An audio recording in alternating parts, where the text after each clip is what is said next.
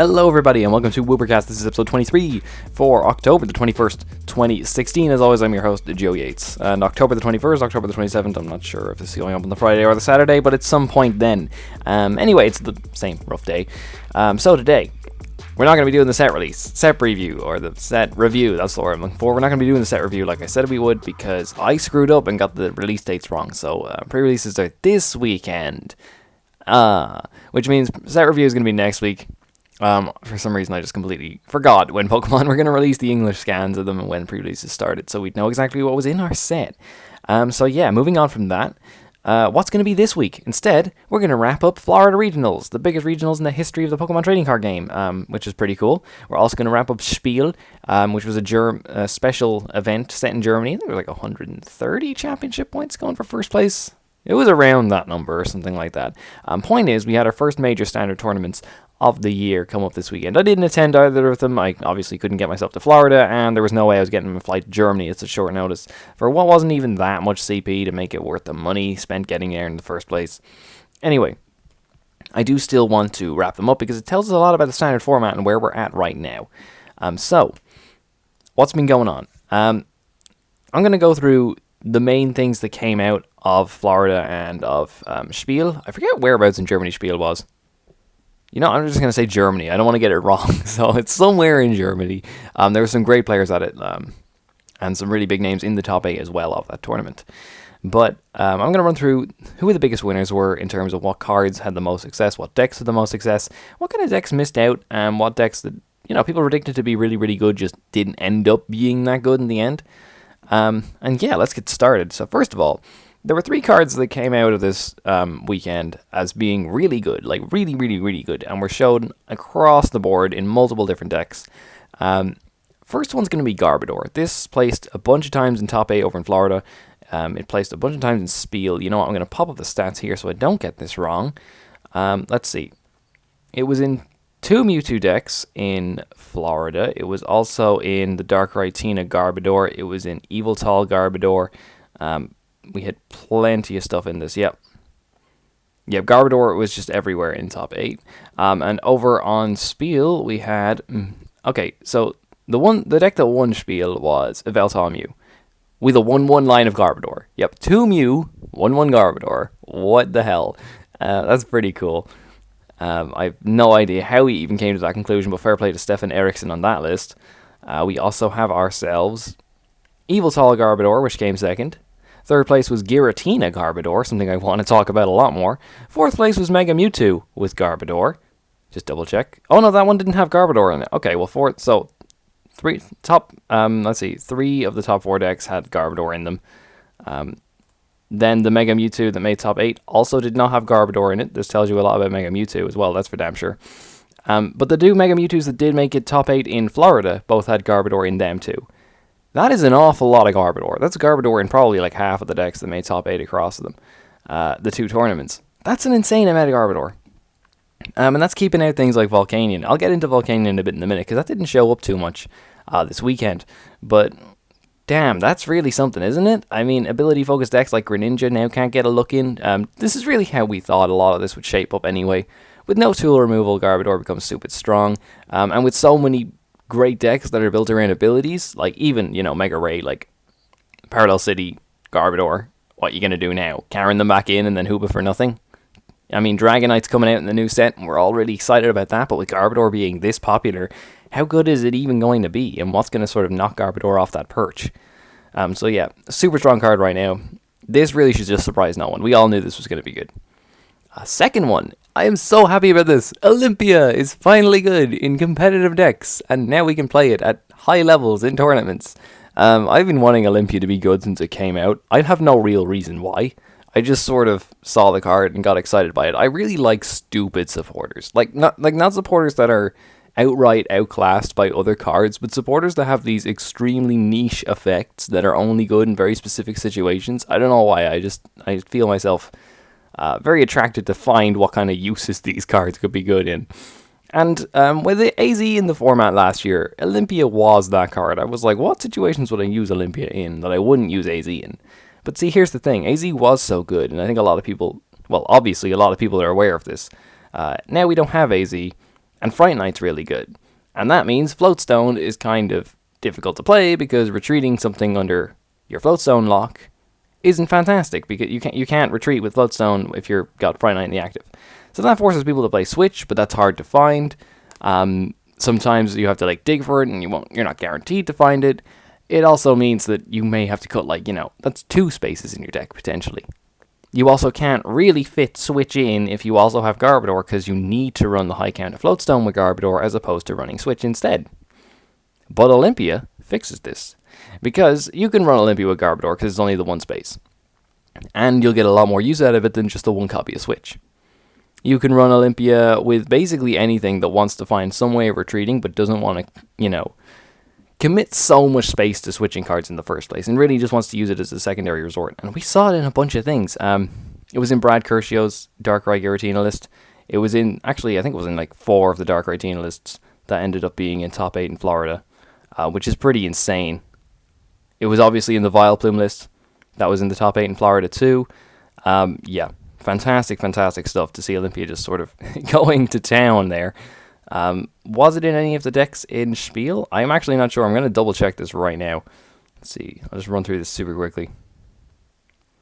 No. Okay, so it was definitely more of an American thing because it's not showing up here. Volcanian's a deck that does make great use out of Olympia, though. Basically because, again, you can retreat from a Friday Night. And yet, one of the Volcanians that made top 8 over in Germany did run an Olympia. So there we go. There's a card that nobody thought would be...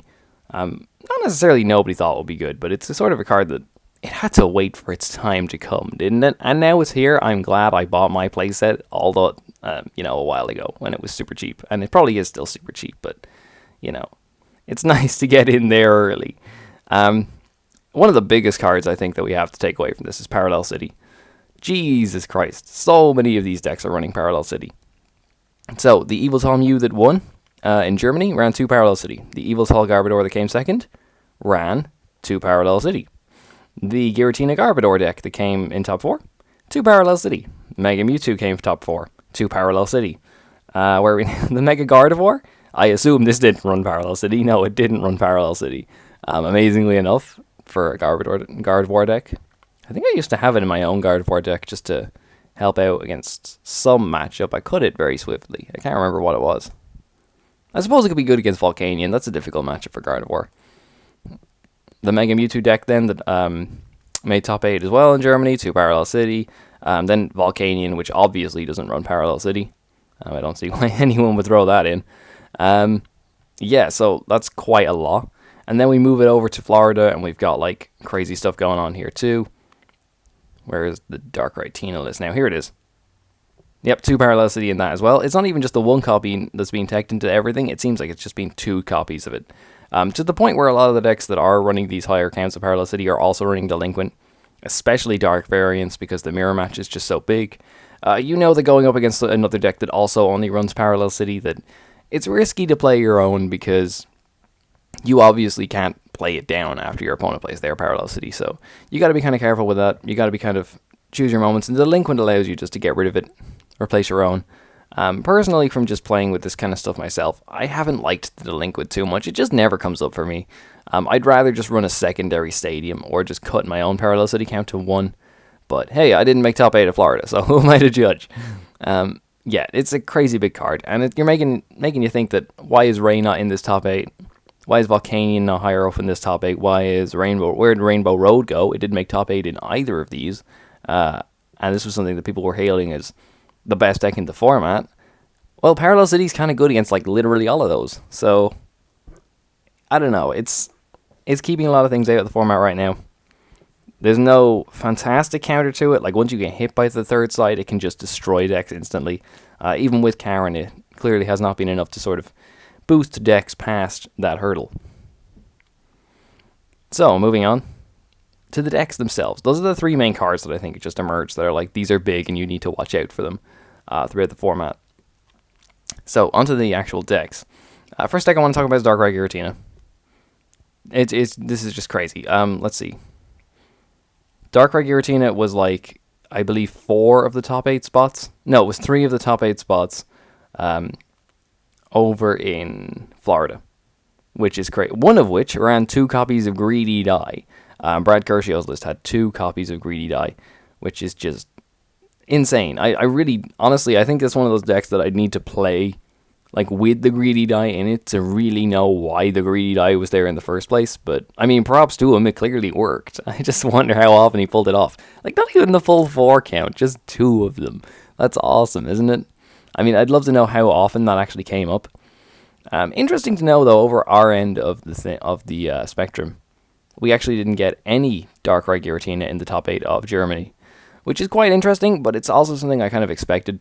I think Darkrai Tina, as great and all as a deck it is, it's a very American thing. This is a bit like when Entei sort of came out around Cities last year, that it was wrecking stuff over in America. Like, Entei was everywhere. Whereas you come over to, like, the ECC, which was a huge European tournament, even smaller tournaments before that, Entei wasn't really that popular over here. It's kind of weird that you have such large, land masses that have different, such vastly different metagames like that something can be top tier over there, but not top tier over here. Like, I would have expected Rainbow Road to be better over this end of the world. I just think it's more popular over here. I don't know, I think it's weird that the American players are playing this, and then I think a lot of people in Europe aren't as interested in the deck. I mean, it is still very, very good, don't get me wrong, I'm not diminishing the deck at all, but it's just weird the way the metagame kind of works out like that.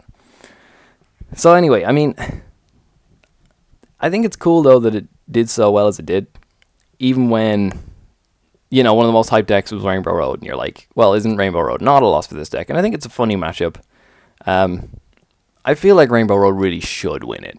And all the Darkrai Tina lists that did make top 8, around 2 copies of Parallel City, so there's a big Rainbow Road counter right there. And a lot of the Rainbow Road decks, or at least the ones that are doing well, are cutting Bisharp and Galvantula, which means dual types are scarce, which means you've only got the one dual type, which is Volcanion, on your bench. So you kind of have to be careful about that. You basically, you get Parallel City as 1, 2, 3, 4, 8, 12. That's 130 damage you're hitting for. And all of a sudden you're not actually taking a 1-hit KO. If you can't counter the Parallel. So I think Rainbow Road lists are definitely going to need to change if they're going to be seeing any success. Maybe even throwing one dual type in, like just a 2-2 line of Bisharps. Or a 2-2 line of Galvantula. The list I'm playing at the moment is a 2-2 line of Galvantula. I don't know, maybe I'll do an IRL profile on it. I'll think about that, because there's like a really cool idea that I've been playing around with, like, the dual type you have, like the stage 1 you have is a 2-2 line of Bisharp for like the mirror match and just random extra poking damage. And then on top of that, you also have like Jolteon and Celebi with rainbow energy. It's pretty cool. So I don't know, I might do a little profile on it and see how it goes. It's pretty fun, at least. I'm not sure where it ranks in the list of how good Rainbow Road decks can be, but I don't know, I'll work on it a bit more and get back to you guys on that one, really. It's largely conceptual at the moment. So, yeah, I mean, look, Darkrai Tina doesn't really need much of an explanation. We all know how it works by now. And a lot of people's lists have been quite similar. Enhanced Hammer is something that's in the deck a lot as well, which is great for the mirror match, which I'm sure came up quite a lot on the weekend. Yeah, the lists look largely unchanged apart from the random Greedy Die. Olympia's sort of become a staple in it. The Garbodor seems super popular too. People are definitely running that. I suppose your Volcanion matchup's crazy good, of course, once you got the Garbodor in. And yeah, that's really how that deck plans out. There's not really much I have to elaborate on that. It's a good deck. We know it's a good deck. Second deck was Mega Mewtwo, which sort of made top 4. Yeah. I mean, it did really well over the weekend. It didn't really exceed past top 4, top 8, I think, of anything. But it was still there. There were 2 Mega Mewtwo decks in top 8 of Florida. And sorry, my mic's getting mad feedback at the moment. I'm trying to fix it on the fly, which is probably not a good idea. Okay, I think that's good. So Igor Costa played it, and someone called John Orgel, who I'm not familiar with, unfortunately. Sorry about that, John Orgel. I'm sure he's a great player. Both made top 8 of Florida. Great achievement. Both played Mega Mewtwo Garbodor. Both played Garbodor in it, which is pretty cool. It's the deck that I think, this is a bit like Darkrai Tina, and that no one's really surprised to see it up here, are they? This is one of the most hyped decks that we saw. But unlike Darkrai Tina, I think this is something that even in the UK, I think is where this concept sort of originally came from. I think this is going to be a lot more popular, especially heading into Liverpool regionals. And of course the London International Challenge, I would expect to see a lot of Mewtwo going in there. Now we know it has the results to back it up. Now we know it's a good deck. We know it has these good matchups across the board. We have to expect to see it at London and Liverpool, especially because in the UK I think it's just way more popular even than it is in America, even though it's still doing well in America. So I think that just shows the deck's influence really well. I don't know, it's not a deck I enjoy playing, to be honest, or playing against. One really cool thing that I do want to point out, though, from the top 4 list in Spiel is that, let's see if I can get the name on this one. Philip L, I'm sorry, I don't know what the L stands for, but Philip L was playing Mega Mewtwo, no Garbodors, but he was playing one copy of regular Hoopa. Yeah, not if anyone remembers the Quad Hoopa deck analysis I did, he was playing one of those guys. Really interesting choice.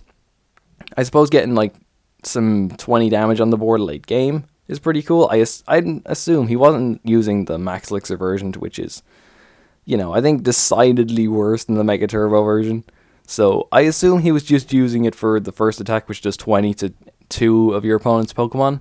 I'm not sure what kind of math he had in mind for that to fix. I'm not sure exactly what it was that he decided that he was going to throw that Hoopa in, particularly to deal with. But even still, it's pretty cool to see it there. I don't know, maybe it was like stuff that resists Mewtwo by 20, doesn't get knocked out, and then the Hoopa comes in and they're on the bench, so resistance doesn't matter. I don't know, but clearly it worked for him. So that might be something that players play around with in the future. It's a really interesting addition to the list. And looking at the list here, it's a lot of 4-ofs. It's like 4 Sycamore, fine, but then you've got the 4 Mega Turbo, 4 Spirulink, a 4-4 line of Mega Mewtwo's in the first place. This is all about, let's just get this Mewtwo damage swapping as quickly as we humanly possibly can. Yeah, which is pretty standard. I'm going to take a look at the other list now. That also ran one Hoopa. Yeah, which is amazing. Wow. I'm unaware if this is becoming a staple in Mewtwo decks, but they both ran Hoopa. And not Hoopa EX, like I said, just regular Hoopa. So that's pretty cool. That's pretty fun. I'm glad to see that guy actually getting some success, even if it wasn't in the deck that I crafted for him. But you know what, that deck was more fun than it was competitive, I would say, anyway. So yeah, look, Mewtwo's pretty solid. I think we're all kind of settled on like maybe 55, 56 cards that are sort of staples in the deck at this point. It's one of the first like early established archetypes, and again, no one should be surprised to see this here. On to the slightly more surprising stuff. Yveltal Garbodor. Look, Yveltal's good. Yveltal Mew is good. But the fact that we're sort of regressing to this, like, God, what? How long ago was it that XY Base came out and Yveltal Garbodor was like all that anyone played, and their grandmothers and their dogs, and I don't know, everyone played Yveltal Garbodor, and it sort of made Yveltal Raichu. It was like those were the two main decks. It was like Yveltal Garbodor and Yveltal Raichu for the mirror match, and yeah, Y-Cycloning a Raichu was pretty big back then. That was fun. So I don't know. I wonder if Yveltal Raichu is going to come up and be a thing again as a result of this. But the one thing that this does tell us is that the 3 best decks were Yveltal stuff with Garbodor, Darkrai Tina, and Mewtwo. Those are super, super safe things. For massive tournaments, people went in and played, right, this is the most, for a format that's basically, I don't want to say unknown, but hasn't been extensively tested yet. Like, people just went into these tournaments and said, I'm going to play the safest deck that I can conceivably make. And that's what they did. There's nothing super wacky in the top 8 of any of these things, save for, I don't know, like Vileplume Toolbox and Giratina Hammers. But even Giratina Hammers sounds kind of safe, to be honest. Vileplume Toolbox I'll get to a second, but I think people just, it's really telling that, you know, a lot of the advice you get going into big tournaments like this, especially if you're a new player, is just play something safe. Play something that, you know, you don't have to, like, question how good it is. You don't have to, just play something that you know well, and something that's inherently good and won't draw dead 90% of the time. And all of these decks all of the most successful decks were just safe. So I think that's something that, if you are going to play something super rogue, and if you are going to play something kind of fringe, this is what you need to be aware of. And if you can beat these 3 decks, you're already doing well. So just onto a few kind of, let's see, I'll get onto the rogues in a second. Yeah, next I want to talk about the sort of the losers, the things that lost out this weekend. Rainbow Road. No top 8 in Florida, no top 8 in Spiel. Where did it go? again, like a lot of the Parallel City that got played probably kept it out. And you see a lot of the decks that did make the top 8s of both these tournaments do look like they have counters for Rainbow Road in it, so it's not like they weren't completely not expecting it to show up. But in the top 32 of Florida, I believe only 2 players there actually played Rainbow Road.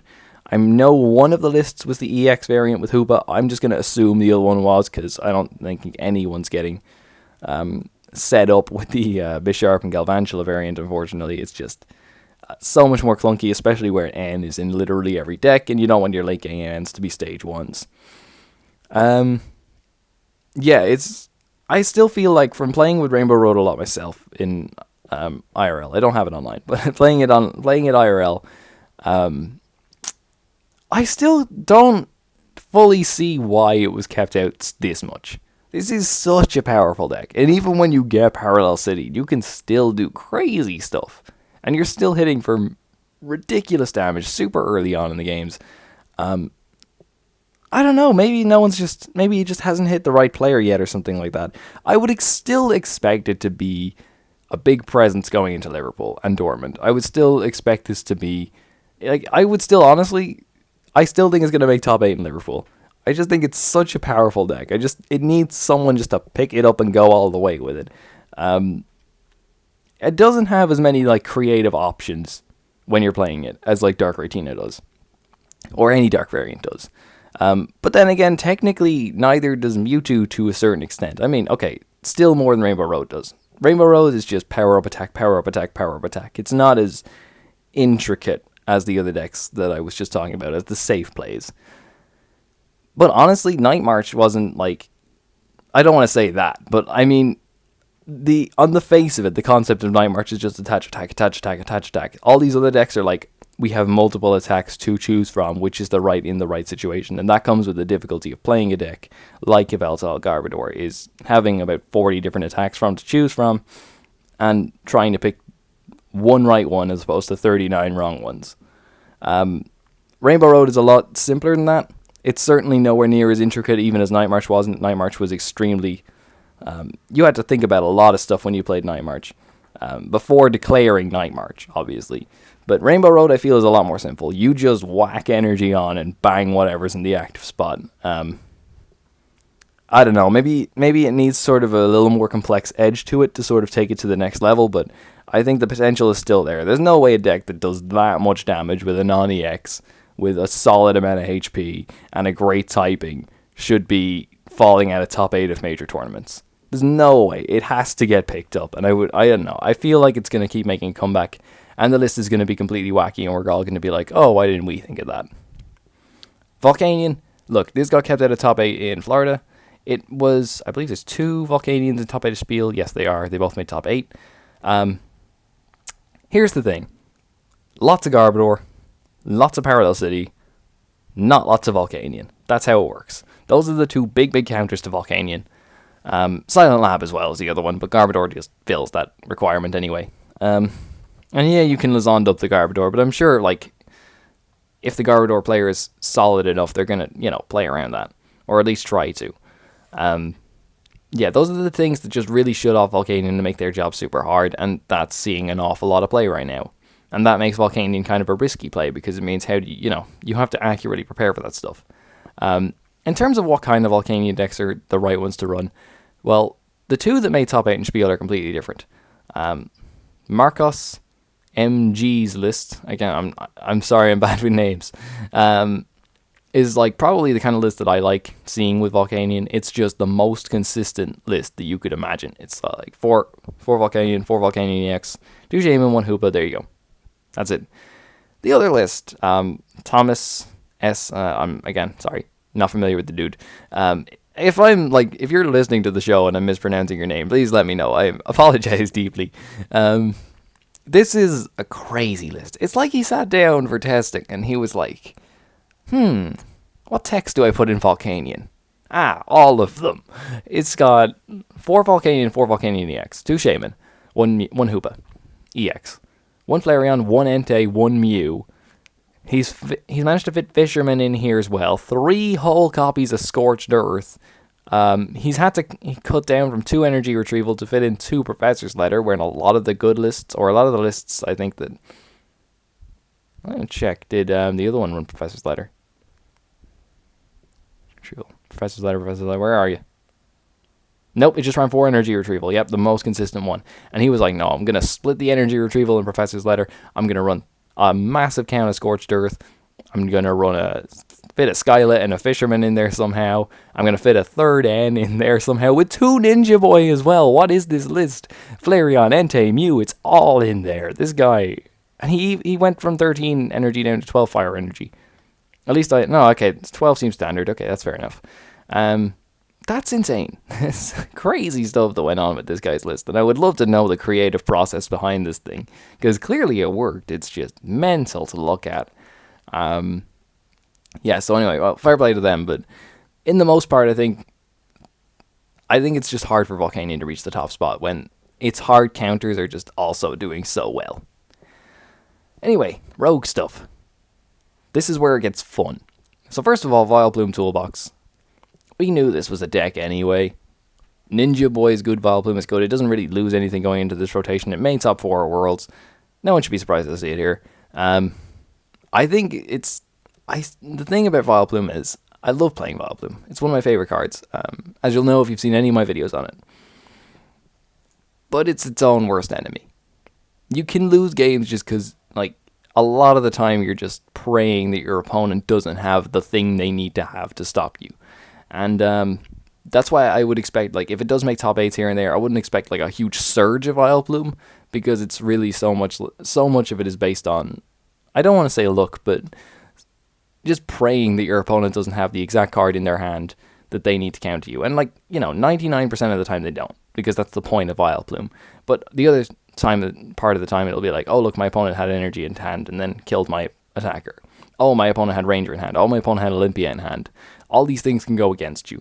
And they're largely out of your control. And that's what really puts me off playing Vileplume at tournaments that are just so long and so big. And that's why I didn't expect to see it doing super well. But, I mean, hey, one list made it, so fair play to him. I'll get the name if I can, because I don't want to leave anyone's name out. Where are we now? Alex Szymansk. There we go. Alex Szymansk. That was pretty fun to watch on stream as well. I will have to admit that. Yeah. The other rogue deck, which I know you're all probably screaming at me to talk about, is Gyarados. Gyarados. Ancient trait Gyarados. This thing is so cool.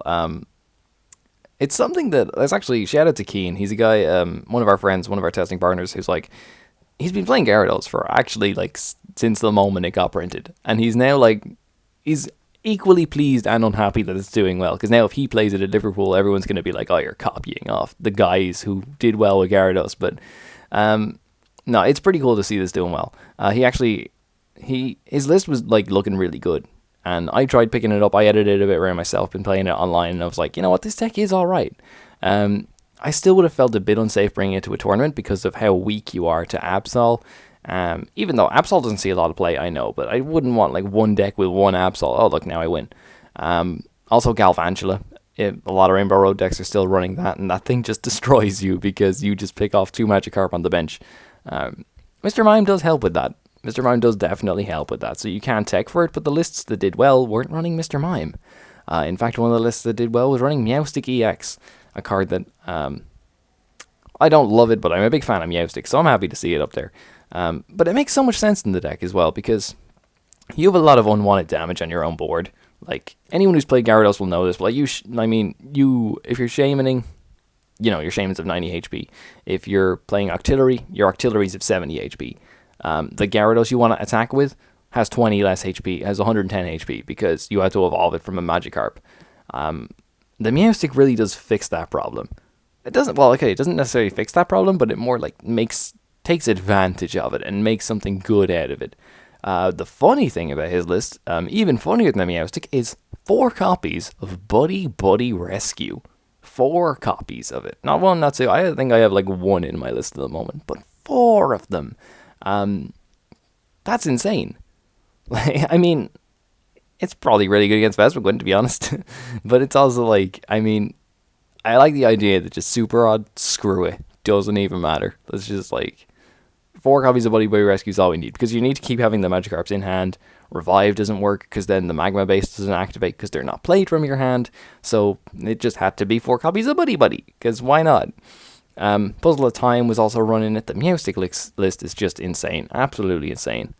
One thing that neither of the 2 Gyarados in top 32 of Florida ran, which is something that we've been playing around with, is Splash Energy, which is really cool. You don't use it as an energy that you attach to the Gyarados and then you're like, okay, well, I can attack with it next turn. It's a bit like the way Cody Walensky ran Splash Energy in his Greninja list, which made second to Worlds. It's not like an energy. It's like you use it as sort of a pseudo tool. And basically it's like, if Rescue Scarf was still in format, it would be way better. You'd just play Rescue Scarf instead. But it's really nice having Splash Energy, because then when the Gyarados gets killed, it gets bounced back to your hand. You play the Magikarp back down, 2 damage counters go on it, you evolve a different Magikarp with the Gyarados, and you're ready to go again. And that just works amazingly well. I don't know, it's a card I've really loved in the deck, so I was kind of surprised to see it didn't feature in those lists, but hey, who needs it when you've got 4 Buddy Buddy Rescue, I suppose. That was pretty cool. The other final rogue deck I want to talk about, a deck that it's kind of close to my heart. I really enjoyed playing this a bit last season. I never actually ended up bringing it to a tournament, but I really liked the idea of it. Raichu Bats. Yeah, who needs Crobat? It's just Raichus and Golbats. With 2 Devolution Spray. I have the list built on PTCGO. I am going to play it. Shout out to Matthew Brower, the guy who played it and made top 32 with it. It looks so fun. It looks so cool. And I've been playing around with Raichu a lot lately anyway, in various different decks as techs and as like a deck on its own. I have not played it with Golbat yet, and I am certainly going to get down to that tonight probably, and I'm going to have a lot of fun with it. It sounds so fantastic. So, I mean, it makes sense. You're like a non-EX that can hit super high numbers. Special Charge makes recycling your energy so much easier these days. You only need the extra 20 to hit 180 HP Pokemon anyway. He had the Banette to deal with Fury Belt, so you can still 2-shot Megas and price trade with those. You've got a lot going for you. I think that's pretty fun. I think it's pretty cool. And yeah, I'm glad to see that did well. And I cannot wait to play it myself. I'm surprised he didn't run Milotic in it or Puzzle of Time, but I suppose that's a lot of space. And you're already filling in off a lot of requirements for the bench Pokemon.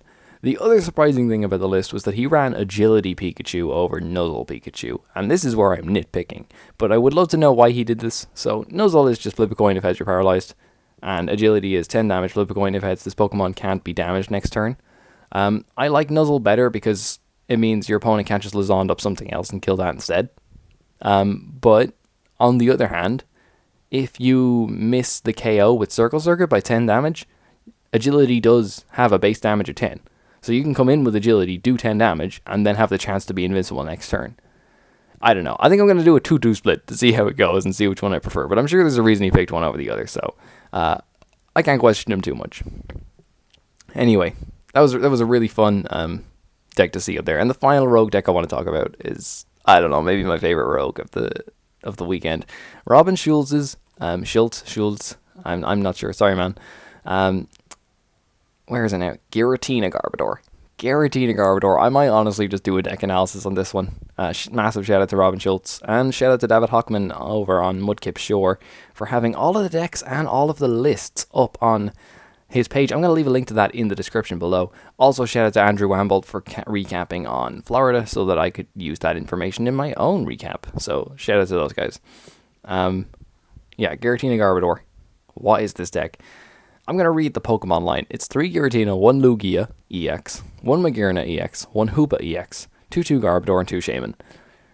Wow. So, that already sounds cool. That you're just, basically it's just attack with Giratina. Maybe use Lugia for the late game, I suppose. Magearna's there to protect against things like Jirachi, or Moonless Madness, Sorork, or Mega Scizor. Not Mega Scizor. Other stuff. Other stuff. But on top of that, 4 Crushing Hammer, 2 Enhanced Hammer, 1 Special Charge, 2 Parallel City, 1 Team Flare Grunt, Pokemon Center Lady, 3 Lizond. Damn. What is this list? This is another deck that I cannot wait to get playing around with to find out what all this is about. I haven't seen anyone talking about this either. This is so cool. And you've even got the Garbodor line for, you're playing against a non-mega deck. I suppose you just get this up. because obviously you'd shut off your own Giratina's ability. The energy count, in case anyone's wondering, it's just 4 double dragon, 4 double colorless, and that's it, and a special charge. This list is mental, absolutely mental, and I love it. It's a bit like Giratina Vileplume. You just sacrifice the Vileplume for disruption items and the Garbodor line, of course. So yeah, that's, I don't know. I mean, when you think about it, it probably has great matchups, like except against Rainbow Road. But like I was saying, Rainbow Road's kind of kept out of the format at the moment. So the Volcanion matchup, well, you've got Garbodor and lots of hammers. The Mega Mewtwo matchup, you've got a fantastic ability and lots of hammers. The Yveltal matchup, you've got, everyone's cutting Oblivion Wing Yveltal. Good thing I've got lots of hammers. It's pretty cool that sort of, I don't know, it's like a Toad Garbodor deck, but we obviously can't play Toad anymore, and Hoot's not going to see any play, so we have to find somewhere else to disrupt people. I just love the idea that you've got like all these hammers and an attack that prevents you from playing energy at the same time. That's just evil. That's just pure evil. Anyway, all these lists will be left in the description below, so guys, feel free to check all that out, because I encourage you to do so. I didn't even talk about, I will briefly talk about Maze Brennick Myers, Gardevoir deck, the Primal Clash Gardevoir, Steam Siege Mega Gardevoir. Very different from my Weavile list that I covered a little while ago. This is a 4-3 Mega Gardevoir line, 4 Shaman, 3 Hoopa. Wow. I may just read this list in full, because the crazy decisions that went into this thing. Only 2 copies of Sycamore. Suppose, why do you need it when you have 3 Hoopa and 4 Shaman? 2 Hex Maniac, that's fine. 1 Giovanni Scheme. Lol. Just in case, you weren't hitting enough damage with a full bench of 8. Or you didn't want to, I guess, sacrifice 2 of the Pokemon you had on your bench, because, you can't really just realistically get rid of a full bench of 8. You need to leave 2 there. Or at least 1 there, because you have to build up another Gardevoir, I assume. Karen as well. Yeah, that makes so much sense in a deck like this. 3 Escape Rope, 3 Super Rod, and a Karen. 1 Repeat Ball, 1 Fairy Drop. What even is this deck? What even is this deck? So yeah, it's nothing like the deck I covered earlier on my channel at all. It's kind of the more standard stuff that people expected Mega Gardevoir to be, but I'm glad that it saw so much play. I still have no idea how he beat Volcanion with it. I assume he just didn't get paired up against it in top 8, because I found Volcanion such a difficult deck to beat with Mega Gardevoir, even with 2 copies of Hex Maniac. As well as that, Rainbow Road's a difficult matchup, and Scizor's a difficult matchup, but they didn't show up at all, so, the matchups the Gardevoir has that are bad are kind of being phased out, and I'm not sure what it lost to in top 8. It would have been either Mega Mewtwo. I doubt it was Mega Mewtwo.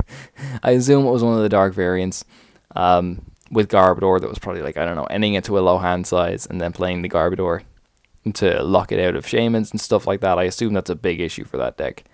I'm just going to double check he ran 4 VS Seeker. Yeah, okay. I did want to double check that, because God knows what else he was running. Only 1 was on, but yeah, space. Yeah, I think that's going to do it for this week. That's my coverage of all the completely random decks that made top 8 in Europe and in Florida this weekend. So shout out to David Hockman, shout out to Andrew Wambold for their respective websites, links in the description below for the information. So yeah, I think that's going to do it for this week. Next week is going to be the Sarah review. Getting Rory on, it's going to be fun. I'm sorry I forgot the dates of it, that's so stupid of me. But anyway, we'll be ready to go. And then I can tell you how great I think Charizard Bronzong is going to be and expanded. This has been Woopercast. Thank you so much for watching. We'll be back every Thursday or Friday on the channel, on soundcloud.com/Woopercast, facebook.com/Woopercast, youtube.com/Woopercast. We're also on TuneIn and Stitcher. Please leave a like if you enjoyed. Leave a comment telling me what your favorite rogue deck was from this weekend's tournaments. This has been Joe from Woopercast, and I will see you next time.